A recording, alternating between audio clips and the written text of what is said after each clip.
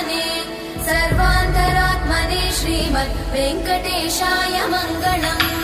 स्वतः सर्वविदे सर्वशक्तये सर्वशेषिणे सुलभाय सुशीलाय वेङ्कटेशाय मङ्गलम्। परस्मै ब्रह्मणे पूर्णकामाय परमात्मने प्रयुञ्जे परतत्त्वाय वेङ्कटेशाय मङ्गलम्।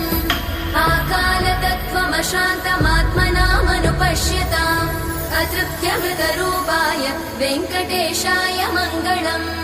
प्रायस्वचरणौ पुंसां शरण्यत्वेन पाणिना कृपया दिशते श्रीमद् वेङ्कटेशाय मङ्गलम्। दयामृततरङ्गिण्यास्तरङ्गैरिव शीतलै अपाङ्गै सिञ्चते विश्वं वेङ्कटेशाय मङ्गलम्। स्रग्भूषाम्बर